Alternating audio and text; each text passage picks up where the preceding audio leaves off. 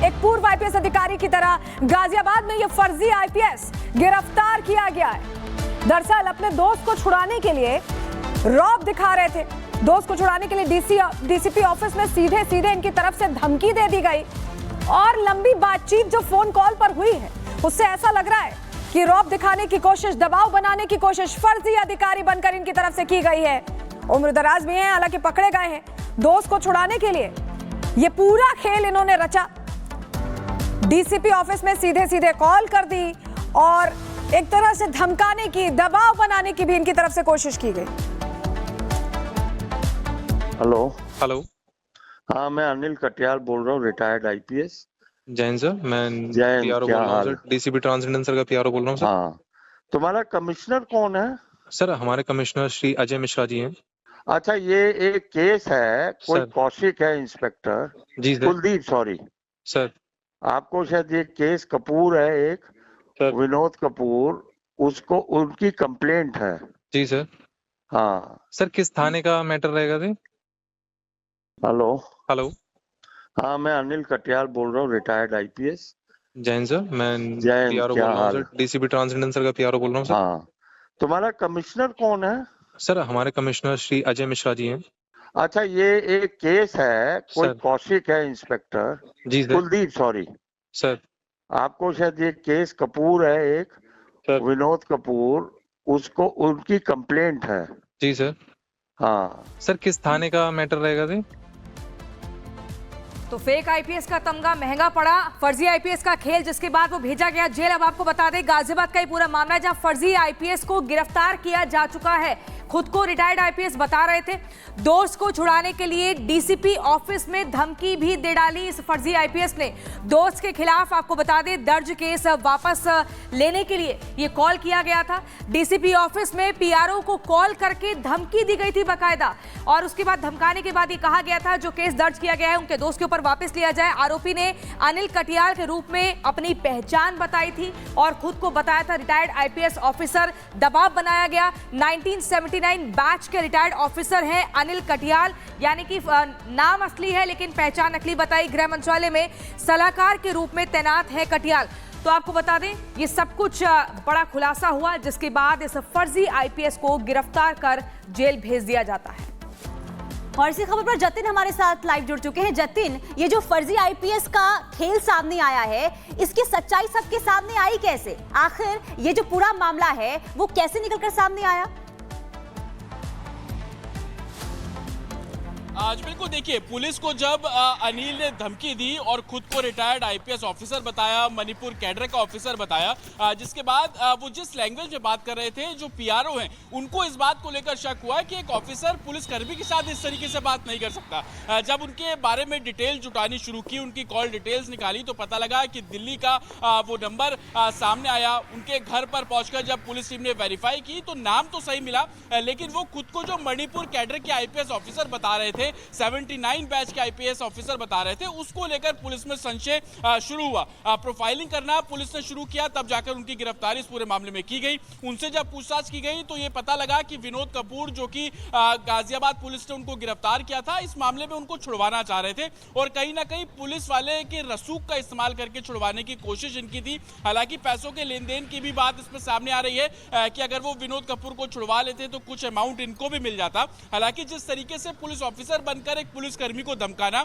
और पुलिस पर ही एलिगेशन लगा देना कि आपके ऊपर किडनैपिंग और अपहरण करने का और एक तरीके से फिरौती मांगने का जो केस है वो गाजियाबाद पुलिस में दर्ज कराएंगे, और यहीं से ही संशय शुरू हुआ था। हालांकि इस पूरे मामले में अनिल की अब गिरफ्तारी कर ली गई है, कोर्ट के समक्ष पेश भी किया गया, कोर्ट ने जेल भी भेज दिया है, और साथ ही विनोद कपूर जिसको छुड़वाने के लिए पूरा एक तरीके से घटनाक्रम शुरू हुआ था, उसकी भी इस पूरे मामले में गिरफ्तारी पुलिस ने की है। तो इससे पहले वो कितने पुलिस अफसर को कॉल कर चुका था, क्या ये पहला ऐसा मामला था, या इसके अलावा भी उसने दूसरे जिलों में बतौर आईपीएस, पूर्व आईपीएस ऑफिसर बनकर इस तरीके की वारदातों को अंजाम दिया? ये तमाम चीजें जो कि अब इन्वेस्टिगेशन का हिस्सा है। डीसीपी ट्रांस हिंडन का साफ तौर पर कहना है कि ये जो मोडस है, इसमें जो चीजें निकलकर सामने आ रही है उसको वेरीफाई किया जा रहा है।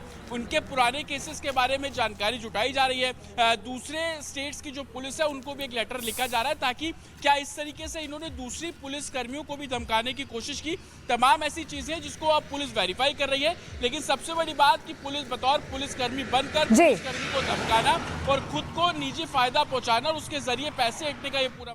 बिल्कुल जितिन, आप बता रहे हैं, अब खुलासा हो चुका है, गिरफ्तार हो चुका है शख्स, उससे पूछताछ की जा रही है। बहुत शुक्रिया आपका जुड़ने के लिए और जानकारियां देने के लिए। और आगे बढ़ते हैं, अगली बड़ी खबर का रुख करेंगे जहां आपको बताएं कि ईवीएम को लेकर मौलाना सज्जाद नोमानी नई अफवाह फैलाते दिख रहे हैं। उनकी तरफ से आरोप लगाया गया है कि ईवीएम बदली जा रही है।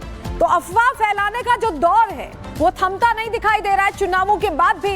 अब ईवीएम को लेकर ये कहा जा रहा है मौलाना नोमानी की तरफ से कि ईवीएम को बदला जा रहा है। ये बड़ी खबर आपको बता रहे, चुनावी फाइट जिस तरह से तेजी से चल रही है उस बीच मौलाना ये कह रहे हैं, मौलाना नोमानी ये कह रहे हैं कि मशीनों को बदला जा रहा है। ये बड़ा दावा या ये कहें कि बड़ी अफवाह उनकी तरफ से फैलाई जा रही है कि ईवीएम बदली जा रही है।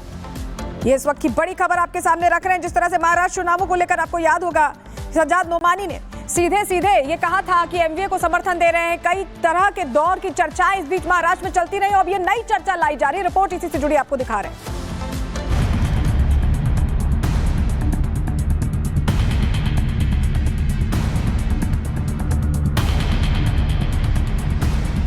पहले वोट जिहाद, अब ईवीएम पर वार। हार की आहट, ईवीएम पर बौखलाहट। महाराष्ट्र और झारखंड विधानसभा चुनाव का रिजल्ट आने में अभी एक दिन बाकी है, लेकिन हार की आहट से कईयों की नींद पहले ही उड़ गई है। नेताओं की बेचैनी तो फिर भी समझ आती है।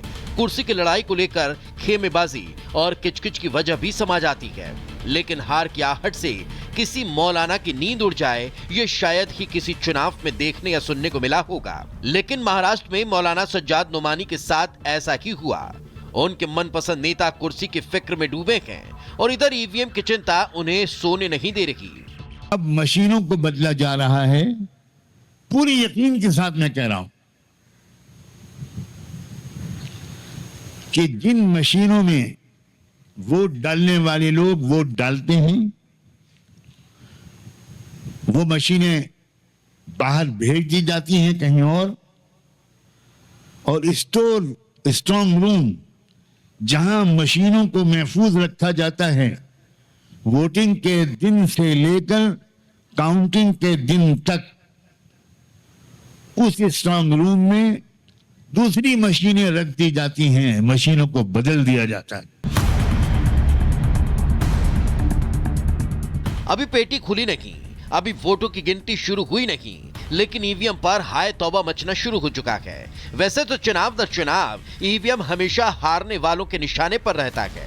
हारने वाले कभी ईवीएम हैकिंग तो कभी ईवीएम स्वाइप की बात करते हैं, लेकिन इस बार फर्क बस इतना आया कि महाराष्ट्र में महाविकास आघाड़ी के नेताओं ने अभी तक ईवीएम पर एक शब्द नहीं बोला, लेकिन महाराष्ट्र के मौलाना नोमानी एडवांस हैं। वो विपक्ष के हर एक नब्ज को पहले ही टटोल चुके हैं। इसलिए विपक्ष को पुराने दस्तूर की याद दिलाकर इन्होंने याद दिला दिया कि हार के बाद ईवीएम पर हमले का दस्तूर महाराष्ट्र में इस बार भी जारी रहने वाला है। आप इस गलत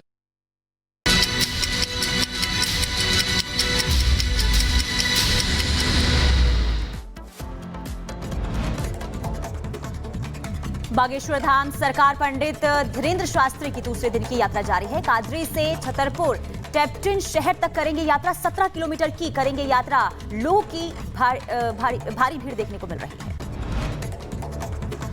मौलाना शहाबुद्दीन रिजवी के बयान पर धीरेन्द्र शास्त्री का पलटवार, कहा दंगों को रोकने के लिए ही हो रही यात्रा, हिंदू की यात्राओं पर बोलना बंद करें मौलाना साहब।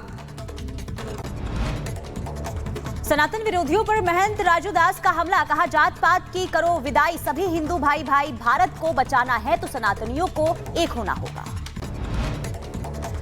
मणिपुर हिंसा पर जेपी नड्डा ने राष्ट्रपति द्रौपदी मुर्मू को लिखा पत्र और मल्लिकार्जुन खड़गे के लिखे पत्र का दिया जवाब। कांग्रेस के शासन में लिए गए गलत फैसलों का जिक्र किया।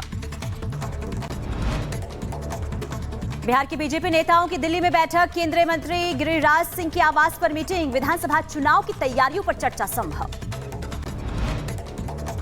मध्य प्रदेश के रीवा में बीजेपी विधायक प्रदीप पटेल नजरबंद, अतिक्रमण हटाने की जिद पर अड़े, पुलिस ने हिरासत में लिया। राजस्थान के उदयपुर में दिखा रफ्तार का कहर, डंपर से टकराई कार, हादसे में 5 लोगों की मौत, परिजनों में मचा कोहरा।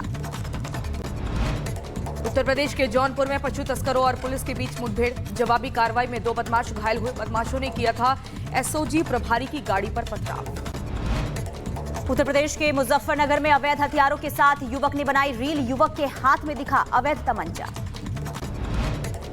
उत्तर प्रदेश के रायबरेली में 2 ट्रकों के बीच टक्कर, हादसे में एक की मौके पर मौत हुई, दूसरे की हालत गंभीर।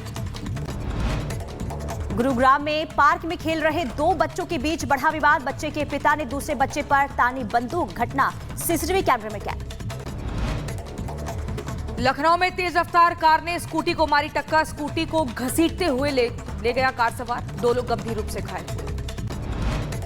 फर्रुखाबाद में गैस रिफिलिंग करते समय कार में आग लग गई, कार जलकर खाक, गैस रिफिलिंग कारोबारी हुआ फरार।